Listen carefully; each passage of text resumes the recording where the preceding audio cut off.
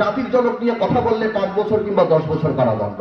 ইসলাম যদি state religion হয়েই থাকে আমাদের ধর্মে দেওয়া, তাহলে এই সংবিধানে যেখানে 90% মানুষ মুসলমান, সেখানে আমাদের হযরত মুহাম্মদ সাল্লাল্লাহু আলাইহি ওয়াসাল্লামের নাম থাকবে না, এটা আমি মানসিকভাবে মেনে নিতে পারি না।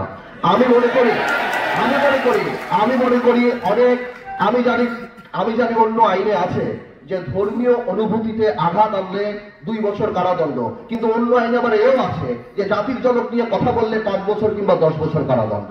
তো সেই ক্ষেত্রে আমি বলতে চাই যে আমার মহানবী হযরত মুহাম্মদ সাল্লাল্লাহু আলাইহি ওয়াসাল্লামের এই নামটা, ওনাকে নিয়ে কটূক্তি করাটা, এই ব্যাপারটার যাতে ডিসকারেজ এবং এটা করলে কি অপরাধ হতে পারে সেটা গুরুত্ব দেওয়াটা সংবিধানে থাকা উচিত। এতে করে সেকুলারিজম অ্যাটাক হবে না, এতে করে অন্য ধর্মকে ছোট করা হবে না। বিকজ আমরা এই ধারাতেই বলে দিচ্ছি যে কোনো ধর্মকেই আমরা রেসপেক্ট করি এবং সবাই কর্মকাণ্ড করতে পারে।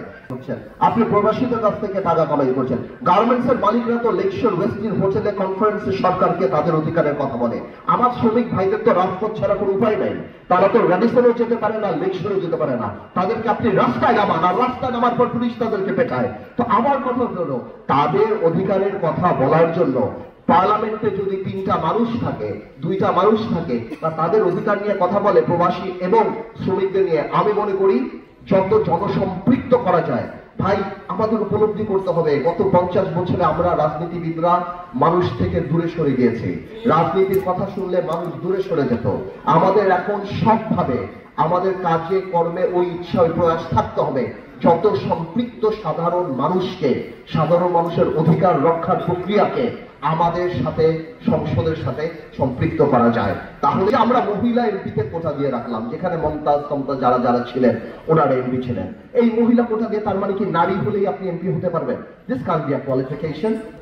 এর চেয়ে যদি আপনি এটা করতেন যে ঠিক আছে মহিলা কোটা আসবে কিন্তু শ্রেণীভিত্তিক আসবে, মহিলা কোটা আসবে কিন্তু ক্লাস রিপ্রেজেন্টেশন হবে। আজকে একজন ডাক্তার মহিলা আসবে বাংলাদেশের সকল নারী ডাক্তারের অধিকার নিয়ে কথা বলার জন্য, আর যে একজন নারী শিল্পী আসবে বাংলাদেশের সকল নারী শিল্পীদের, একজন নারী সাংবাদিক আসবে বাংলাদেশের সকল নারী সাংবাদিকের অধিকার নিয়ে কথা বলার জন্য, একজন নারী গার্মেন্টস কর্মী আসবে, একজন নারী ব্যবসায়ী আসবে, একজন নারী ইঞ্জিনিয়ার আসবে। তাহলে আপনি কি করলেন? আপনি জামাইকে নমিনেশন দিতে পারছেন না, বউরে নমিনেশন দিয়ে দিলেন। আপনি একে নমিনেশন, কে কবে আপনাকে পান খাইয়েছে, কে কবে আপনার গাড়ির দরজা খুলে দিয়েছে, কে কবে মিছিলে আপনার জন্য গাড়ি থেকে? This can be a qualification to become a member of parliament. এই কারণে কি নারী কোটা দেওয়া হয়েছে যে আমার যাকে ভাল লাগে, কে আমার পাশে বসে, কে আমাকে উঠায় নিয়ে যায়, কে মিছিল করে।